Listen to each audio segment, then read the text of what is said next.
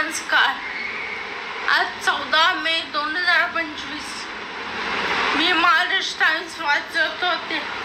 एक छान लेख नजरेस पडला. तो आवडला तर लाईक, कमेंट, शेअर आणि चॅनलला सबस्क्राईब करा. लेखाचं नाव आहे गुणविरुद्ध करिअर. लिहिला आहे डॉक्टर सुचित्रा सुर्वे यांनी.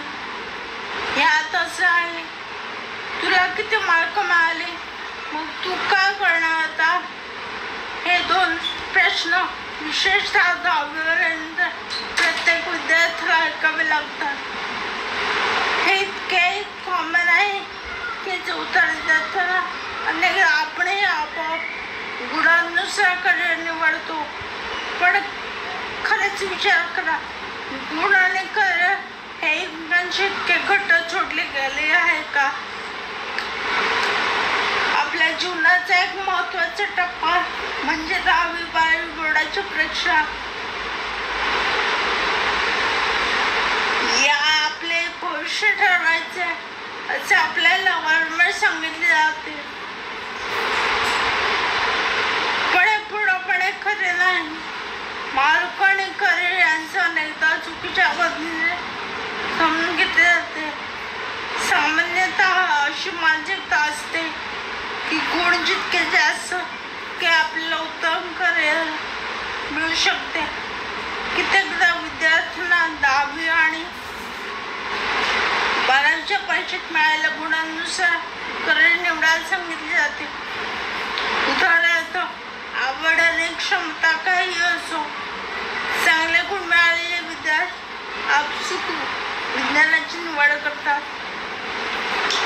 मग प्रश्न येतो, गुण आणि करिअरचा संबंध IT किंवा वैद्यकीय क्षेत्रात प्रवेश मिळवण्यासाठी उत्तम गुण लागतात का? थोडक्यात, गुण इतके महत्त्वाचे आहेत का? गुण आणि करिअर यांच्यात हा एक अजब संबंध आहे.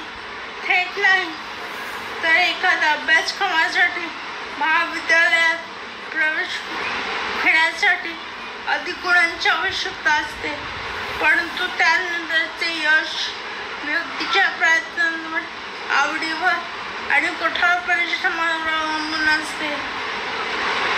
मग गुण महत्त्वाचे का वाटतात? गुण महत्त्वाचे वाटतात आणि काही अंश ते योग्य आहे. कारण लाखो विद्यार्थी एकाच अभ्यासक्रमासाठी अर्ज करतात. तिथे प्रवेशासाठी काही ठोस निकष आवश्यक असतात. मर्यादित जागा, विशेषतः मेडिकल इंजिनिअरिंग, लॉ, मॅनेजमेंट यासारख्या अभ्यासक्रमांमध्ये मर्यादित जागा असतात. Category, merit list, cut off यावर अवलंबून असते. बहुतेक कॉलेजांसाठी गुण हा सर्वात सोपा व तुलनात्मक निकष असतो. त्यामुळे प्रवेश प्रक्रिया सुरळीत होण्यासाठी गुण महत्त्वाचे असतात. यासाठीच करायची संधी मिळवण्यासाठी गुण हे फक्त एक सुरुवात होते. करिअरचे दार उघडल्यानंतर आत काय करायचे गुण सांगत नाहीत. मग करिअर घडते कशावर? करिअर म्हणजे फक्त एखाद्या चांगल्या कॉलेजमध्ये प्रवेश घेणे नाही, तर तिथून पुढे काय करता येते हे महत्त्वाचे असते. स्वतःची आवड, तुम्ही एखादी गोष्ट किती आनंदाने करता हे टिकून राहण्यासाठी आवश्यक आहे. क्षमता, तुम्ही एखाद्या क्षेत्रासाठी नैसर्गिकरित्या किती सुसंगत आहात. कौशल्य, स्मार्ट टीमवर्क, निर्णय घेणे, टेक्निकल स्किल यांशिवाय कोणत्याही क्षेत्रात यश मिळत नाही. अपडेट राहणे, उद्योग जगात काय चालले आहे हे समजून घेणे आणि स्वतःला त्या अनुषंगाने तयार करणे, धैर्य आणि चिकाटी. करिअर करताना अनेकदा अपयश येते, त्यातून पुन्हा उभे राहणे ही खरी ताकद असते. गुण आणि करिअर जोडलेले असतात केवळ एका टप्प्यावर. गुण हे एंट्री टोकनसारखे असतात. जसे मॅरेथॉन मध्ये भाग घेण्यासाठी तिकीट लागते, पण जिंकायचे असेल तर सराव, धावण्याची शैली, फिटनेस आणि संयम लागतो.